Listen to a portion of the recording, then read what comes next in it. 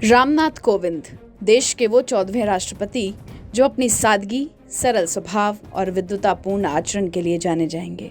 25 जुलाई को उनका कार्यकाल खत्म हो रहा है। रामनाथ कोविंद देश की जनता पर गहरी छाप छोड़कर जा रहे हैं। हम सब जानते हैं कि राष्ट्रपति कोविंद मूल रूप से उत्तर प्रदेश के कानपुर के रहने वाले हैं। ऐसा पहली बार हुआ है कि यूपी की तरफ से कोई राष्ट्रपति भवन पहुंचा हो। वहीं कहते हैं, ताकत और पद इंसान में घमंड लाता है, लेकिन राष्ट्रपति कोविंद में दंभ छू तक नहीं गया। कोविंद देश के ऐसे राष्ट्रपति हैं जो शालीनता, विनम्रता और मृदुभाषी होने के एक बेहतरीन उदाहरण हैं। पिछले साल वो अपने स्कूल BNSD इंटर कॉलेज गए थे, जहां उन्होंने किसी भी प्रोटोकॉल की परवाह नहीं की और मंच पर मौजूद अपने गुरुओं के पैर छू लिए।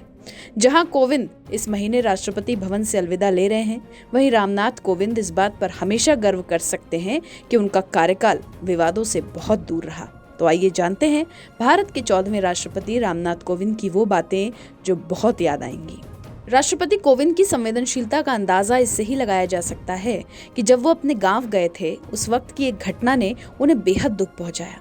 जब वो कानपुर पहुंचे तो VIP मूवमेंट के चलते ट्रैफिक रेंगने लगा। पोस्ट कोविड परेशानियों से जूझ रही महिला को ले जा रही एम्बुलेंस जाम में फंस गई। जब तक वो अस्पताल पहुंचती, महिला की मौत हो चुकी थी। जब कोविंद को ये पता चला तो वो बेहद क्रोधित और दुखी हुए। जिलाधिकारियों को डांट लगाते हुए राष्ट्रपति ने उनसे मृतका के परिजनों से सार्वजनिक रूप से माफी मांगने के लिए कहा। आम आदमी से जुड़ने का राष्ट्रपति कोविंद का ये अपना ही तरीका रहा। कोविंद ने बतौर राष्ट्रपति पब्लिसिटी से हमेशा दूरी बनाकर रखी। वो अक्सर प्रोटोकॉल्स को ब्रेक करते थे। पिछले साल प्रधानमंत्री नरेंद्र मोदी जब परोख उनके गांव गए तो भी कोविंद ने यही किया। राष्ट्रपति ने प्रोटोकॉल को दरकिनार किया और अपने गांव में मोदी की खुद मेजबानी की। राष्ट्रपति के रूप में कोविंद ने कई मामलों में प्री डिसीजर्स को फॉलो किया तो कुछ रवायतें भी बदली। उनके कार्यकाल में राष्ट्रपति भवन का सेक्युलर चरित्र बना रहा। धार्मिक आयोजनों को राष्ट्रपति भवन से बहुत दूर रखा गया। राष्ट्रपति कोविंद ने मंदिरों, गुरुद्वारों, दरगाहों से लेकर गिरजाघरों में भी शीश नवाया, लेकिन राष्ट्रपति भवन के भीतर धर्म की परछाई भी नहीं आने दी। अब आपको राष्ट्रपति कोविंद की विनम्रता का एक और उदाहरण देते हैं। राष्ट्रपति कोविंद पिछले साल अयोध्या गए थे। वहां निर्माणाधीन राम मंदिर के लिए अपनी जेब से 5 लाख रुपए का चंदा दिया। उससे साल भर पहले 2020 में ईद के मौके पर कोविंद ने रियाज नाम के एक नौजवान मुस्लिम साइकिलिस्ट को राष्ट्रपति भवन बुलाया था। उस नौजवान की माली हालत ठीक नहीं थी, मगर उसे साइकिलिंग का बेहद शौक था। राष्ट्रपति को ये पता चला तो उन्होंने बुलाकर अपने हाथों से ईदी के रूप में रियाज को रेसिंग साइकिल दी। आखिर में उनसे और उनके कार्यकाल से जुड़ी और बात करें तो राजनीतिक रूप से 5 सालों में उन्होंने निष्पक्षता बरकरार रखी।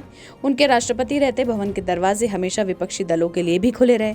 विपक्षी नेताओं को अपॉइंटमेंट देने में कोविंद हिचकते नहीं थे। वहीं रामनाथ कोविंद ने नागरिक सम्मानों से लेकर वीरता पुरस्कार व अन्य अलंकरण भी बांटे। राष्ट्रपति कोविंद के कार्यक्रमों में उनकी विनम्रता लोगों का दिल जीतती रही। पद्म सम्मान देते वक्त कोविंद ने कई बार प्रोटोकॉल तोड़कर सम्मान पाने वाली हस्ती से आशीर्वाद तक लिया। तो ये थी कुछ ऐसी बातें जिनके जरिए राष्ट्रपति कोविंद सिर्फ राष्ट्रपति ही नहीं, बल्कि एक संवेदनशील, विनम्र और मृदुभाषी राष्ट्रपति के तौर पर हमेशा जाने और पहचाने जाएंगे।